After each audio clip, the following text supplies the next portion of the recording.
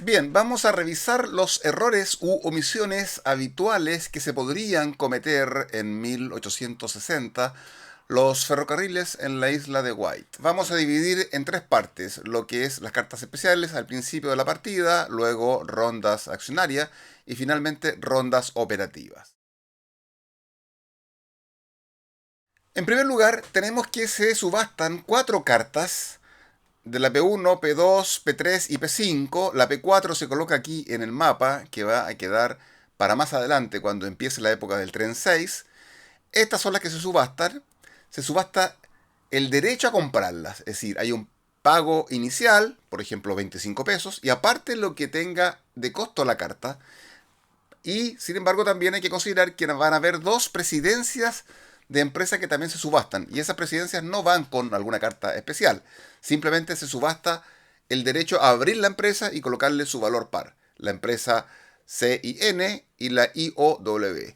Estas son las celestes y rojas, que son las que empiezan en el centro norte, históricamente dentro de la isla de White. Entonces, no confundir que no van las tarjetas especiales del 10% de la celeste y el 10% de la roja junto con la subasta del derecho a abrir esas dos empresas. Otra cuestión importante también relativo a esto de las cartas especiales es que en ronda accionaria, como parte del turno del jugador, aparte de poder vender todas las acciones que quiera y comprar una acción, puede cambiar la P1, la P2, la P3 y la P5 por alguna acción asociada. Es decir, si tengo la acción asociada de la empresa roja o de la empresa celeste, entrego la carta, probablemente cuando ya me convenga, cuando lo que me da la carta por ronda operativa es menos de lo que me da una acción de esa empresa, y lo cambio simplemente. Y para lo cual hay que dejar reservada precisamente una acción para cada una de estas cartas especiales. ¿Ok? Aquí no olvidar entonces de que se puede cambiar, pero que es aparte de la acción normal que puedo comprar. Yo cambio la carta y al mismo tiempo puedo comprar otra acción. En lo que son las rondas accionarias, en primer lugar, cuando yo estoy comprando o vendiendo en mi turno, puedo también vender una de mis cartas especiales al banco al costo original menos 30 pesos. Evidentemente la P1 no vale la pena venderla porque el costo era de 30 pesos, no obtendría absolutamente nada. Esta cuestión existe, esta opción, nosotros en 6 partidas nunca la hemos ocupado. Luego, ¿cuándo quedan abiertas las demás empresas? Recordemos que se van abriendo las empresas, primero que nada, las que se abren por la puja inicial, la celeste y la roja. Luego, cuando se han vendido todas las acciones de una de las dos empresas, por ejemplo, se vendieron todas las acciones de la empresa celeste, inmediatamente quedan disponibles las acciones de la empresa negra y de la empresa verde. La segunda condición que se podría cumplir es que ya sea la celeste o la roja hayan operado ya en alguna oportunidad, en alguna ronda operativa. Inmediatamente también quedan disponibles las demás empresas. Por ejemplo, supongamos que se hayan vendido todas las acciones de la empresa lila aquí abajo. ¿Se fijan? Está vacío. En esa misma ronda accionaria, donde se ha producido este evento de que se han vendido todas las acciones en manos de los jugadores, que se han vendido todas las acciones, queda automáticamente disponible la posibilidad de comprar las otras acciones que están acá abajo. ¿Ok? No se requiere que estén en manos de los jugadores. Podrían haber algunas acciones en el banco también, igual se cumple con el requisito. Respecto de la posibilidad de comprar acciones de una empresa que tiene su presidencia en el Bank Pool, se procede de la siguiente manera. Por ejemplo, alguien quiere comprar acciones de la empresa amarilla, no puede comprar dos acciones y quedarse con la tarjeta de la presidencia, sino que se van comprando siempre de a una. Es decir, si el jugador ya tiene una amarilla, por ejemplo aquí a la derecha, este jugador tiene una amarilla, compra otro disco amarillo, nosotros usamos discos en vez de tarjetas, salvo la de la presidencia, compra un segundo disco, automáticamente se lleva la tarjeta de la presidencia. ¿Ok? Lo mismo, por ejemplo, el jugador que está acá a la izquierda, de azul. Este jugador tiene un disco negro. Si compra un segundo disco negro, podría llevarse la presidencia de la empresa negra con la tarjeta. Pero no se puede comprar de la nada dos acciones de una empresa que tiene su director o presidente en el Bank Pool. Ahora, cuando una empresa queda operable con el 50% de las acciones colocadas en manos de los jugadores, ojo aquí error, no basta con que estén emitidas simplemente las acciones compradas y algunas en el banco, tienen que estar en manos de los jugadores. Si están en manos de los jugadores, queda operable. Primer error que se podría cometer. Segundo, cuando queda operable, automáticamente se coloca un hexágono en la base, la estación base de la empresa. Por ejemplo, la celeste se coloca este hexágono, esta letra C amarilla ahí, porque de lo contrario no podría salir de ahí. Sin embargo, la empresa roja sí puede salir porque tiene un link que está enfocado hacia el sureste. Y luego, en fase de ronda operativa, podría colocar una o dos. En este caso, una sola porque es ciudad. Recordemos que también, error posible, cuando se colocan dos tracks es cuando no tienen una ciudad, pero si tiene ciudad es un solo track. Para lo que es el límite del portafolio, las cartas P, las cartas especiales, cuentan para ese límite. Y error que también nosotros hemos cometido es que a partir de la época 8, el portafolio es ilimitado. ¿Ok? En una de nuestras partidas, en una de las 6 partidas, nos olvidamos esa regla, ya habíamos llegado a la época 8 y algunos de los jugadores empezó a vender acciones para poder tener cupo para algunas acciones más interesantes. No, a partir del tren 8 ya el portafolio es ilimitado. ¿Cuándo se pueden vender acciones? Incluso desde la primera ronda. La regla es especial ¿en qué sentido? En que cuando se venden acciones de una empresa que no tiene tren, el precio que va a recibir del banco quien vende las acciones va a ser la mitad. Y si no cabe en cifra entera, redondeado hacia abajo. ¿Ok? De esta manera, evidentemente es un desincentivo para vender acciones de una empresa que la acabo de dejar sin tren, como para preparar un vaciado de la empresa en otro jugador. ¿Ok? Aquí eso no existe. Es una maniobra que no se contempla, pero sí se pueden vender acciones incluso desde la primera ronda accionaria. Ahora, cuando se venden acciones que al empezar el turno del jugador que quiere vender las acciones está en zona roja, la primera acción vendida no baja el valor accionario. Recordemos que bajan en diagonal. Por ejemplo, si el jugador que tiene acciones azules vende 1, 2, 3, 4, va a bajar hasta 74 pesos de valor accionario. ¿Ok? Ahora, por ejemplo, si tuviera una acción acá, en el valor rojo inferior, si vende dos acciones, la primera no baja en un nivel accionario y la segunda sí baja. Ahora, imaginémonos que estamos en esta situación con este jugador que tiene acciones lilas y vende 1, 2, 3, 4, 5, 6, 7, 8, 9. Vende 9 acciones. Todas van a bajar. Y cuando llegamos a zona roja, no es que la primera que llegue a zona roja no vaya a bajar y bajaría hasta aquí nomás. No. Por ejemplo, supongamos que estamos en zona de valor 40 acá y vende 3 acciones. 1, 2, 3. Baja normal. ¿Ok? No es que llegue a 39 y automáticamente la siguiente la pierde como bajada. No. En cambio, cuando está en zona roja, cuando empieza el turno del jugador que vende en zona roja, ahí la primera que vende no se considera. O si es la única que vende, evidentemente tampoco se considera. Pero es una cuestión que se podría prestar a confusiones o a errores de interpretación. Se considera que es una sola venta, las reglas lo dicen así, es una sola venta y cuando se inicia la venta hay que ver si está en zona roja o no. Solo cuando se inicia la venta, si está en zona roja, el paquete que se vende, ahí la primera no cuenta. Pero si se llega a zona roja en esa bajada, ya no se aplica esta regla especial. Cuando una empresa quiebra y llega a este nivel, por ejemplo aquí tenemos la negra y la amarilla quebradas, inmediatamente quedan disponibles en la siguiente ronda accionaria. No en la actual, etcétera, sino que en la siguiente ronda accionaria recién se pueden abrir, independientemente de que hayan algunas otras que estén entre medio. No, queda automáticamente abierta, todas las acciones se recuperan de parte de los jugadores, no reciben nada a cambio y se colocan en su casillero respectivo y ya se puede abrir a partir de la siguiente ronda accionaria. Cuando la empresa quiebra y quiere reiniciarse por algún jugador, el nuevo precio par tiene que respetar el rango de la empresa. Por ejemplo, si fuese la empresa roja, tendría que respetar un nuevo rango par, pero en la zona gris. Es decir, en este caso, de 60 a 95, en vez de 74 a 100. Si fuera, por ejemplo, la verde, sería de 52 a 65. Si fuera, por ejemplo, la empresa S y C, desde 40 hasta 52. Esos son los rangos. Segundo, apenas se produzca aquello de la quiebra, el jugador que se quede con menor cantidad de acciones, ese va a ser el nuevo jugador de inicio de la siguiente ronda accionaria. Ya no se aplica la norma habitual. Y una regla un poquito curiosa, pero es que si la empresa cae en quiebra y llega al límite inferior, en una ronda accionaria, se acaba el turno de ese jugador que acaba de lograr eso, ¿cierto? Por vender acciones, y se empieza una nueva ronda accionaria, como si no hubiese existido. ¿Ok? Por lo tanto, se podrían eventualmente comprar acciones que el mismo jugador haya podido vender, porque se considera que es, como ente, una ronda accionaria totalmente distinta.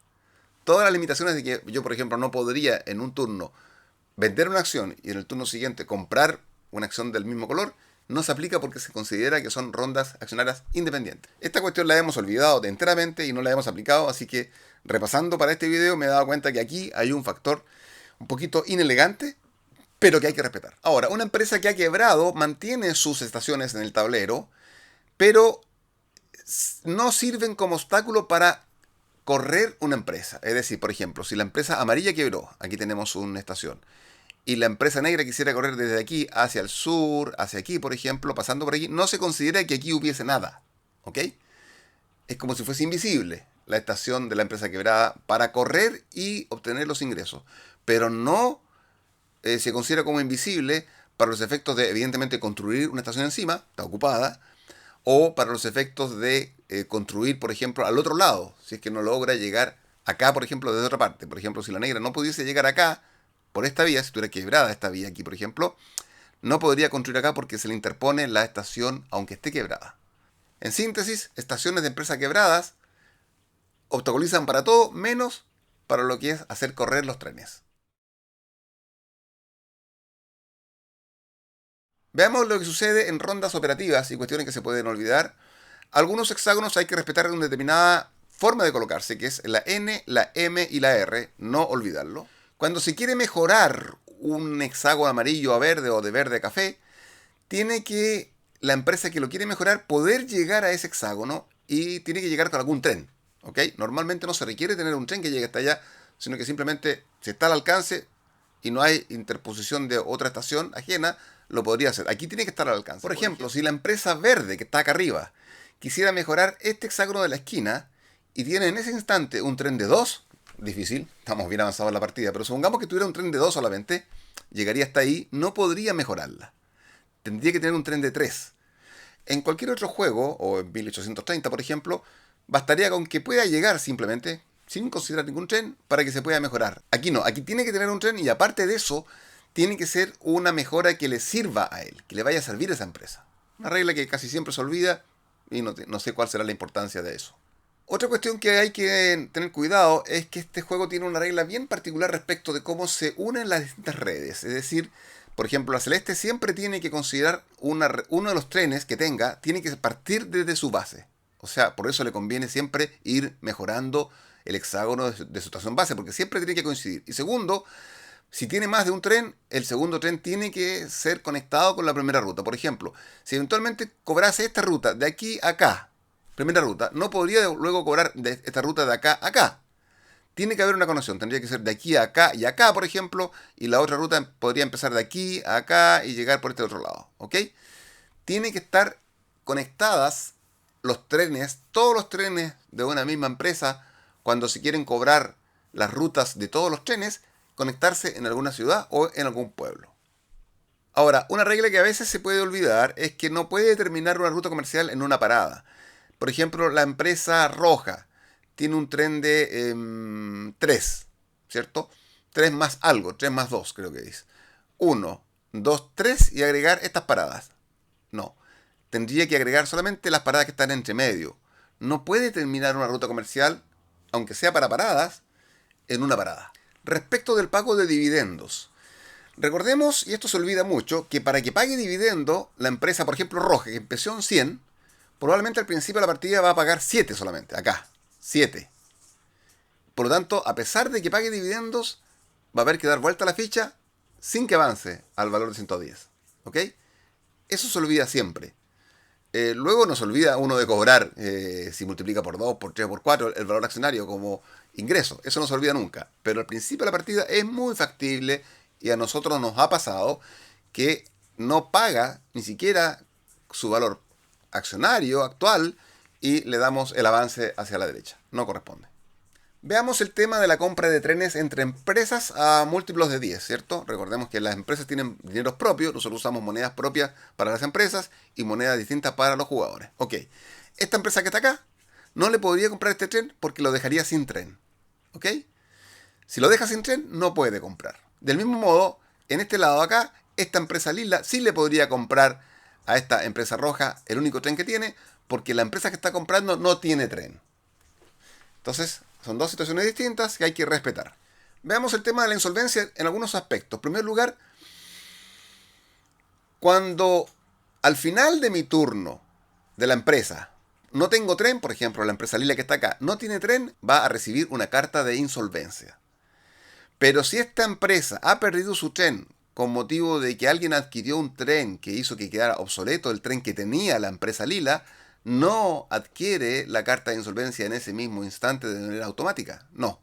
Significará que en la siguiente ronda, cuando le corresponda operar a esta empresa Lila, va a operar normalmente, pudiendo construir si tiene dinero, y al final de su turno, si no compra un tren, va a recibir la carta de insolvencia. Esto es un poco incómodo muchas veces porque uno quisiera recibir la tarjeta de insolvencia de inmediato, de tal manera de empezar a recibir los ingresos correspondientes al actual tren como arriendo, ¿ok?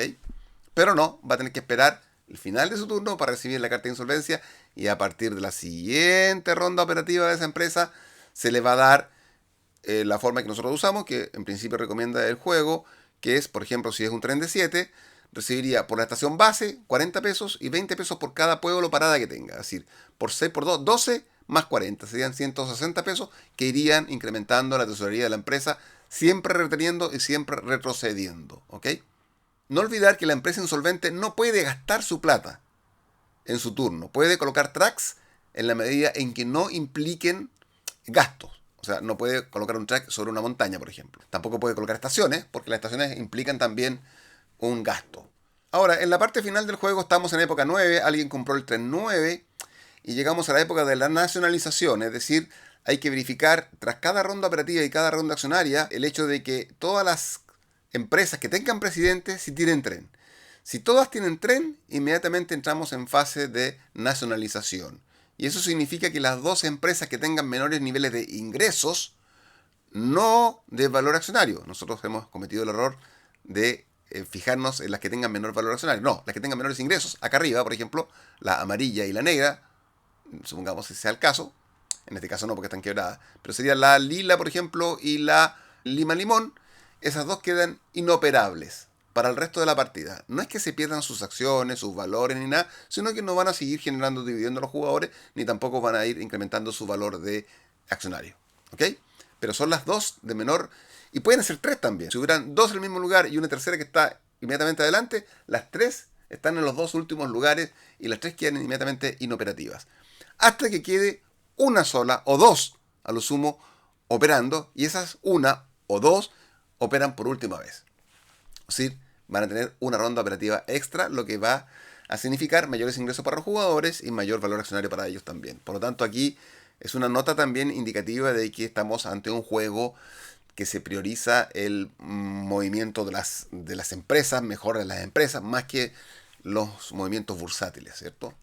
Finalmente, como cuestión que se puede olvidar, es que quien tenga la tarjeta P4, que es aquella tarjeta que cuando estamos en época 6, si alguien la adquiere en su turno en ronda accionaria, es en vez de una acción que puede adquirir, ¿ok? Adquiere la tarjeta P4, le cuesta 200 pesos, le va a generar hasta el final de la partida 25 pesos por ronda operativa, 25 pesos por ronda operativa.